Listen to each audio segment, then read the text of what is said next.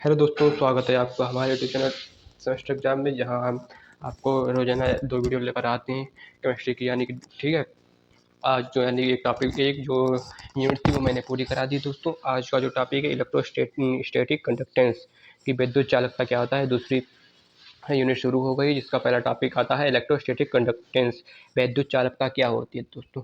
विद्युत चालकता को आप लोग दोस्तों ऐसे समझिए कि जो यानी कि बिलियन होते हैं, उसमें धारा प्रवाह की क्षमता कितनी है, यानी कि कितनी धारा प्रवाह की क्षमता होगी उतनी ही तेज है, यानी उसी को क्या कहते हैं, विद्युत चालकता कहते हैं। ठीक है।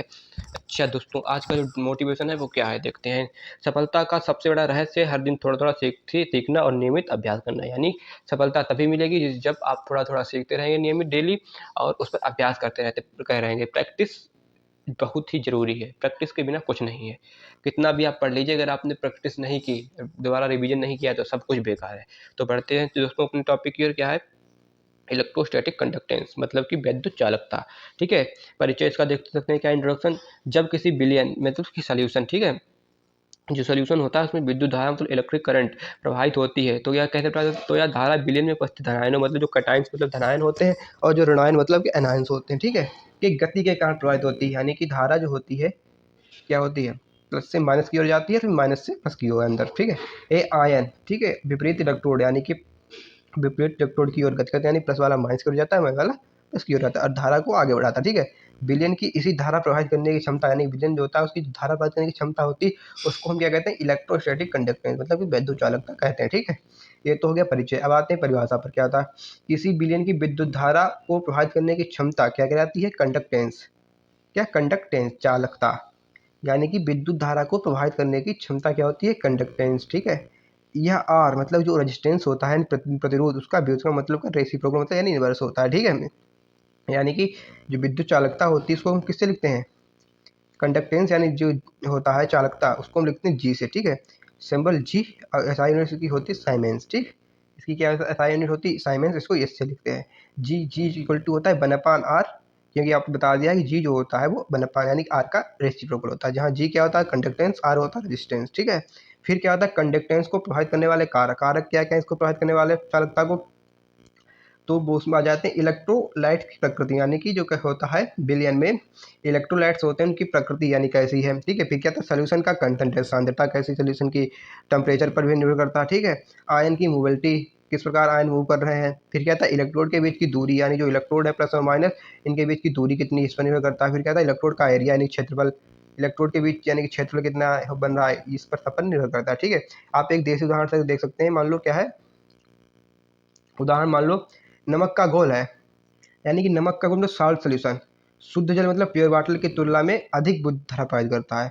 यानी कि एक तरफ आप नमक का घोल रख लीजिए, एक तरफ शुद्ध पानी रख लीजिए, तो जो नमक का घोल होगा वो अधिक विद्युत धारा प्रभावित करता है, क्योंकि इसमें मुक्त आयन जो फ्री आयन्स होते हैं उसकी संख्या बना, घोलने से क्या होता है, फ्री आयन्स की संख्या बढ़ जाती है, जिससे कि धारा अधिक प्रभावित होती है। फिर बढ़ते हैं अपने और आगे टॉपिक पर। क्या है, टाइप्स ऑफ सिक्वेशन एंड रिवीजन।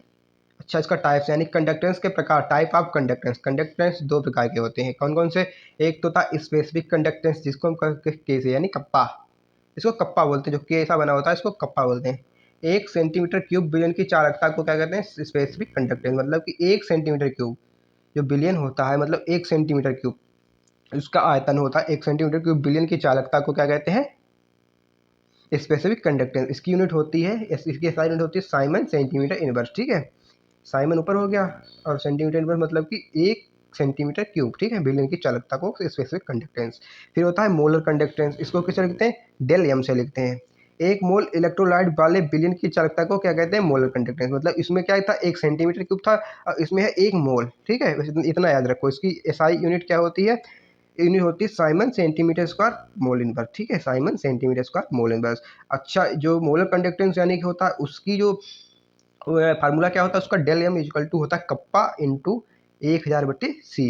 सी क्या है, कंसंट्रेशन मतलब सांद्रता, जो बिलियन है उसकी सांद्रता सी होती है, कप्पा तो मैंने आपको बता दिया स्पेसिफिक कंडक्टेंस, और डेल एम क्या हो गया, मोलर कंडक्टेंस, 1000 से गुणा कर देते हैं जहाँ। ठीक है।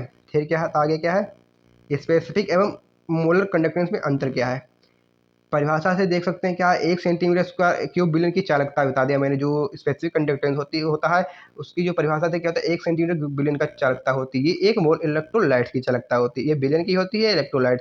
ठीक है। फिर क्या आता है, सिंबल, सिंबल मतलब इसको कप्पा से लिखते हैं, कप्पा से लिखते हैं, इसको का डेलियम से लिखते हैं, ठीक है। मतलब लेमडा से डेलियम बोलते हैं या लेमडा पढ़ लो, ठीक है। यूनिट, यूनिट का इसकी साइमन सेंटीमीटर इनवर्स है, इसकी Simon centimetre square mole inverse है।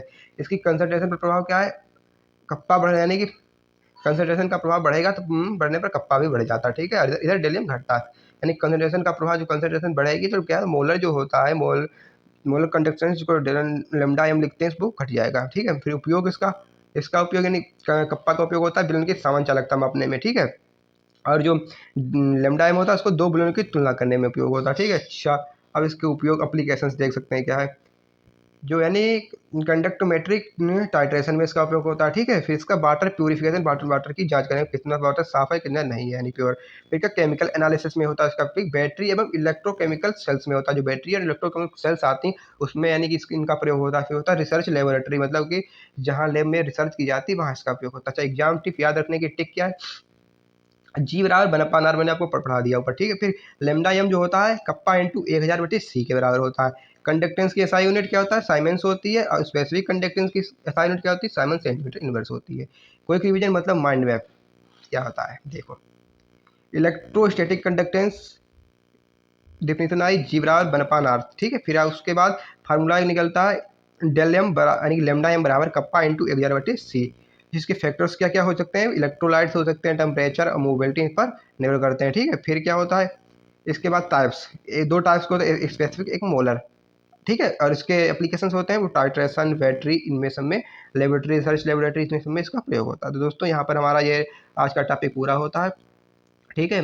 और दोस्तों बने रहिए हमारे चैनल के साथ, प्यार दिखाना ना भूलें दोस्तों, लाइक सब्सक्राइब जरूर कीजिए, इमोजी भी भेजें यानी भेजते रहिए दोस्तों। जय हिंद।